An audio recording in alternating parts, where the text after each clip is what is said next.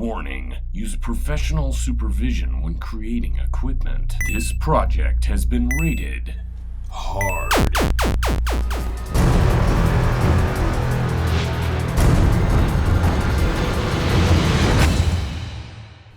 The power rack.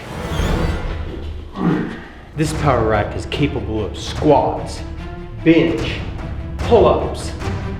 Hell, you can even curl in this power rack because it's yours. The power rack is an awesome, versatile piece of equipment, dudes. It may be the greatest piece of equipment you can have in a home gym. We built ours today for under $200. We did about 8 hours of work, or you could just basically think of it as a weekend project. And the greatest thing is, we built this out of wood, which made it cost effective, like we said, but it also has some other great things that go along with it. It's quiet, so if you're working out in your house, you don't disturb others, and also it's lightweight, but it can also withstand very heavy amounts of weight as well, of up to 400 to 500 pounds. Many people wonder if they should build a power rack out of wood.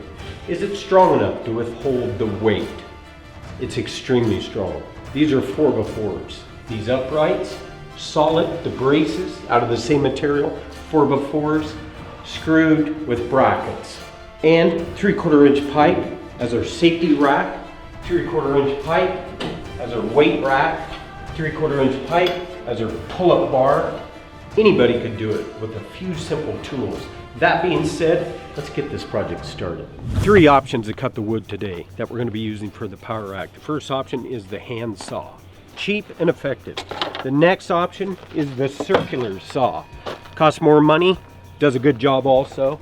And finally and lastly, the most expensive is the miter saw, $400 to $500. The thing is, don't go out and buy it if you don't have it. We have it, so we're going to use it. You can do it with this. And look at that, $2. And you can make a power rack, saw your wood with that. Takes a little longer, but just as effective. You're gonna need a drill, either electric or battery powered. And that's gonna drill your holes through your wood. And a drill bit to drill the 1¼ inch holes. This is a tri-fluted drill bit. It's super fast and efficient. And it has a starter piece right there that'll help you line the holes up. We're gonna be drilling 56 holes, so this is the way to go. We're gonna go over the wood we're gonna be needing to build the power rack. We're gonna make it simple. We're just gonna use 4x4s. There's 4 of these, those are gonna be the uprights. There's 4 of these, those are gonna be the cross pieces that add strength. We're gonna have a little leftover from the cuts. We're gonna use diagonal bracing. It depends upon how high your ceiling is. We're in a basement, so our ceiling is a little lower. We're gonna be using 7 feet of these right there, and in the leftover we're going to build the diagonal braces. That's it. A saw, a drill, and some wood, and then we'll go over the pipe. Some 3/4 inch black pipe, 5 foot long. These are going to be used for safety bars. And if you forget what you need as far as items or tools, check the description of the video. Everything's listed there. We're ready to cut one of the uprights. We got it measured at 7 feet so it fits in the basement. Got a line for the saw to cut to. Remember this, safety first. Have your eye protection, your ear protection, and always watch where those fingers are. Don't cut your fingers off. People have done it before. Let's go ahead and saw this.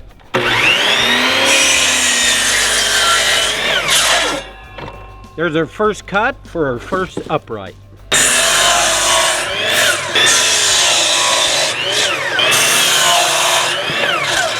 Okay, we got the upright cut at 7 feet. Let's go ahead and cut the horizontal pieces that will go around the top and go around the bottom. There'll be 4 at 41 inches and 4 at 43 inches.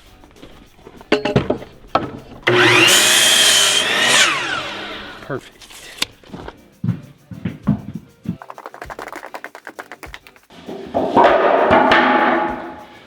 All right, dudes, got all the lumber down here. It's time to start drilling those holes. You may be wondering why I have the hole in my Buff Dude shirt. Well, it went right along with what Buff Dad said about safety. I took a saw blade right to my side. Thankfully, I was wearing my Buff Dude's t-shirt. Saved my life, bro. We've got all the pieces cut now. The total piece count for the 4x4s is 11. Got them all down in the basement now. Now we're gonna drill the holes in the uprights. That's where the safety bar goes through. So what we're gonna do is start out from the end to this point where the first hole is gonna be at 12 inches. From that point, we're gonna go 4.5 inches on center, which means 1, 2, 3, 4.5. That's the center of one hole to the center of the other hole. We're gonna repeat that all the way and get ourselves 14 holes. So let's go. Now we're gonna find the center of our 4x4. Remember, a 4x4 is not true 4x4, it's actually 3.5 inches wide. The center of that is gonna be 1.25 inches. So we're gonna put a mark there at our first hole and a mark at our last hole. Then we're gonna take a straight edge, whichever. If you don't have one long enough, just put another mark somewhere where your straight edge is gonna be. We're gonna use a piece of corner bead to have left over from the drywall in the Buff Dude's gym and put that on the mark. And then I'm just gonna draw a pencil line. Let's see how good this drill bit works. The cool part is, it's got a stub right there. You don't have to pre-drill these holes. Just put that right in the center. Keep the drill as straight as you can.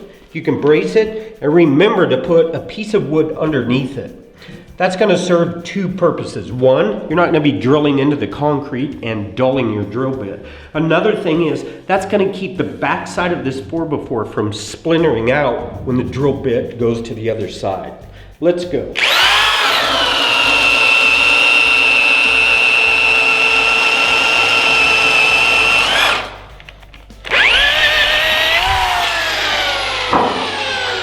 And there it is, front and back.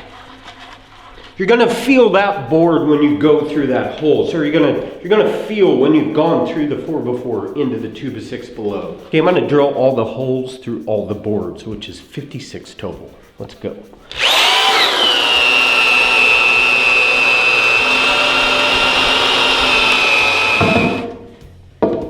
There they are, 4 of the uprights with all the holes drilled. Now we're gonna start putting our power rack together. Okay, here are the uprights where the holes are drilled in.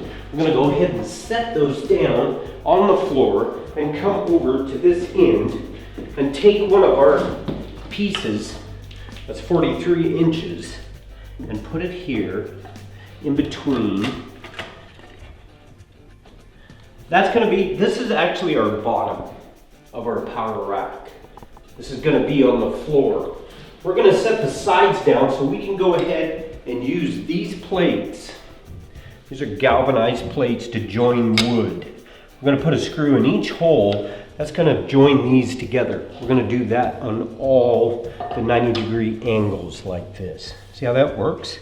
We're gonna go ahead and put a screw in there. It's a pretty long screw. You could actually use a little bit shorter screw. This is 2 inches. You could go 1.5 inches if you'd like, as long as it's enough to bind into that wood. But what's really gonna give us a lot of strength is when we put the diagonal piece in there.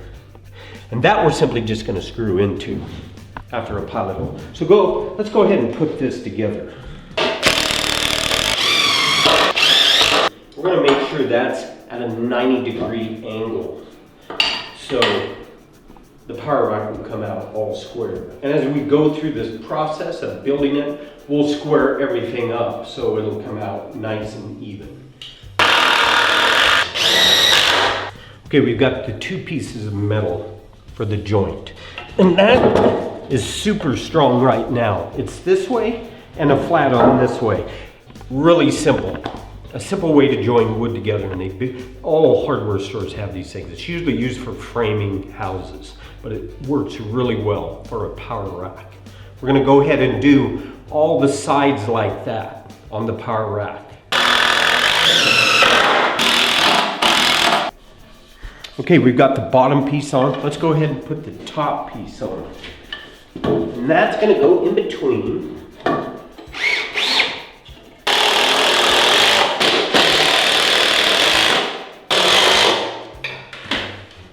Holy shit, yeah, baby.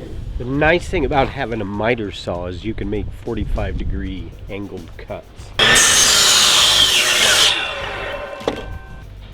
Those are going to add a ton of strength to this kind of action, to the power rack. Really easy to do. 245 cuts to put into the 90 degree. These happen to be 10 inches. That's going to change depending upon the size of your power rack. Really aesthetic looking for that. Once you get that in there, you're going to add screws in a toenail fashion. That's going to tie that in and really strengthen it. You don't have to have a power miter saw to make these. You can use a hand saw if you're a buff dude. Okay, we're going to take these angled pieces, put them in, make sure they're flush with the top there, and go ahead and drill a pilot hole. If not, that wood is going to split out. You don't have to worry about measuring or anything like that. Just kind of get it close, drill that, keep it there, go ahead and put your screw in. These are 3-inch screws, and then we'll go ahead and use our impact driver. Nice. Then we'll go ahead and do the other side. We'll put 2 in each side.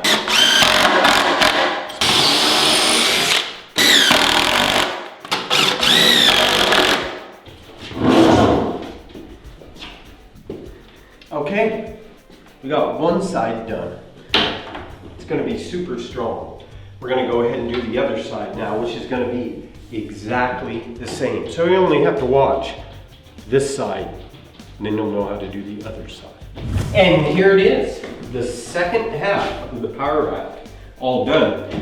Remember, dudes, girls, this is exactly the same side as the other side that we showed you how to build. So now that we have the 2 sides up, we're gonna go ahead. I've already installed this bracket, and the way I did that was measure. These are 3.5 inches. So I measured down 3.5 inches, squared it up, and put some screws in it. I'm gonna put another screw in there, and then do that for the other side. I got 1 screw in there now. I'm gonna finish that off. Then we can put that top piece on, and once those screws are put in up there, then this thing's not gonna fall over. Then we can go ahead and do the bottom. Then we can come over here and do the same thing, pre-measure, put the bracket in, and put the top piece on, and then we'll go to the 45s. Then we're almost done. I'm gonna put that up there, and they'll make sure that these don't fall. And then square that up. Get my screw ready. Go ahead and put it in there. All right, that's gonna stay. Let's go ahead and finish off the screws. Okay, let's go ahead and put this bottom piece in. This piece is 41-inch piece. These are the 43-inch pieces. So the ones that go on the back and the front are the 41-inch pieces.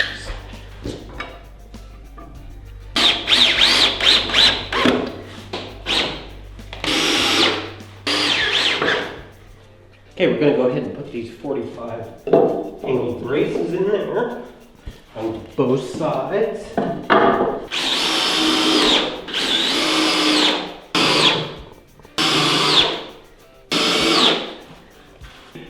And we're gonna take the top and do it exactly the same way. Toenail those in.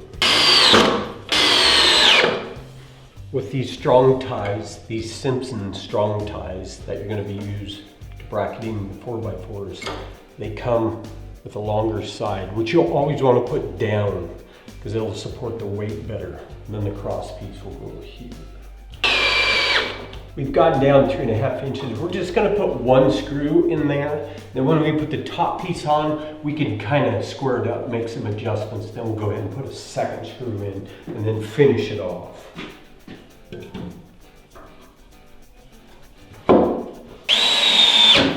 If you're doing it by yourself, if you have some, see how that works? There's a gap there. You don't want that gap. So I'm taking my fingers on top and my other 2 fingers here and just pulling that tight and looking at it to make sure it's square. And watch your fingers. Sometimes this tip comes off and get your finger, as you can see it happen. I want to explain something. It looks a little shaky, doesn't it? You go, what? That power rack's weak. It's not going to hold up any weight. That's really not the problem. The problem is the floor. The floor, the concrete's uneven. A simple fix right here, a wooden shim. These are usually made out of cedar. You're gonna take it and you're gonna see this rocking going on here. That's because of the floor. Find out where the weak part's there. Here, there's a gap right there. Just as a demonstration, you're gonna drive that shim in there. Look what that did. We need a few more, but that took a lot of the wobble out of it there. Once again, once you get the weight on there, that's gonna stabilize it even more. But the structure is sound with all these timbers. We're gonna put the braces on now, finish that off.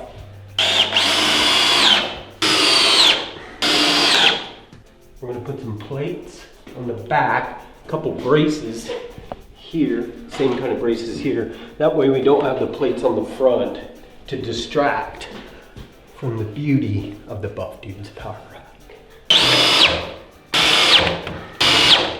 Some people wonder why my hands shake so bad. They think probably because I'm nervous because I'm in front of the camera. That's not really it. I have this disability called essential tremors. I didn't even know about that until just recently. It's incurable. They don't know why people get it. It's inherited. Sometimes it gets worse as you age. Sometimes it doesn't. So far, sometimes they don't shake at all. Usually when someone's watching me, they start shaking. And too much coffee always is not a good thing, but I can still put a screw in so far. I'm installing some flat plates on the back just for these joints back here. We've got bracing here, here, here. Remember, we put some on the bottom there, and then we're just doing some on the back. It's gonna be extra, extra strong. These joints will never separate. It's done. The framing is complete. Now, for the very few last pieces, we showed in the beginning of the video a 5-foot, 3/4 inch black pipe with a 3/4 inch elbow with a 3/4 inch, 3-inch piece screwed in there. Tighten that up. These are gonna be our safety bars. We're gonna slide those in like so. It's nice to get 5 feet. The total width here is 50 inches. This bar is 60 inches plus our little pistol grip handle. That way it goes well beyond. And as far as safety goes, we're not gonna be too short and be squatting there, benching, and then this thing wiggle itself out and go like that. It's gonna be way through that. Here's what you're gonna need to build our racking pins. A piece of 3/4 inch coupler. 4.5 inch. 3/4 inch pipe, threaded on both ends. What they call a chair flange. A cap, 3/4 inch cap, and a 3/4 inch, 1.5 length of pipe. This is how it works. It's so simple. First, let's put the cap on, like so. We're gonna tighten this up as we go. We're gonna go ahead and put it through the hole, like that. Then, we're gonna add the coupler here. Now the coupler is gonna prevent this from going out. As you tighten this down, this can be tightened way in there with 2 pipe wrenches or channel locks or vice grips. Then from there, we're gonna put the 1.5 inch, 3/4 inch stub right there. And then from there, we're gonna put the chair flange there. And then we're gonna have a racking system. You're gonna wanna make sure when you put your racking pin in and you put the cap on the back side, make sure you tighten that all the way up. Because you're not gonna want to have loose threads and have that come out. Basically, your life's gonna depend upon how much weight you have. You don't have to wrench it on. You can if you like, but if you hand tighten it, tight enough to get it off and to change it. But tighten that up good and then go ahead. And that's how it works. You're gonna be able to have a lot of weight on that, and it's not gonna go anywhere. This is 3/4 inch pipe, through a 4x4. We're almost done. All we have to do now is paint it. I mean, you can leave it like this if you want. It looks nice. But we're gonna paint it just so we can make it look Buff Dude approved.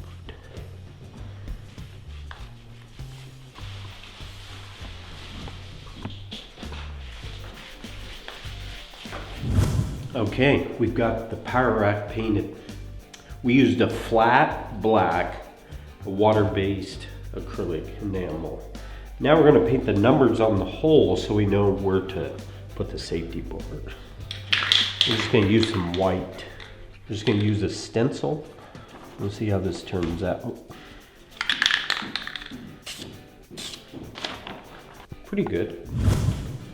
Got the stencils on. I really like the way that looks. It kind of gives it a professional look. And the best part is when you put your bars through, you'll know which holes you're going through. And the number 8, the hole is always above the number. You're looking at 9, this one, 10, this one. Once you get that in your head, it's easy to do. The cool thing is, the stencils only cost $2 and a $3 can of paint. And I just free-handed it on. I wasn't too worried about it. So it went really quick, like probably 30 minutes or less. I'm thinking this power rack is just about done. Yep, I like it. But it's lacking one important thing. And it's now Buff Dude approved. The power rack was one of the most suggested things for a DIY. And we want to thank everybody who made those suggestions because that gave us the motivation to build this thing. Now, we're going to build a bench so we can do the bench press. Not only that, as time goes on, we're going to do some options for this thing and make it really versatile. So keep those suggestions coming, dudes, and I'll see you in the next DIY video. But right now, I'm going to use my power rack. So just make sure it's even 7. I need to go through.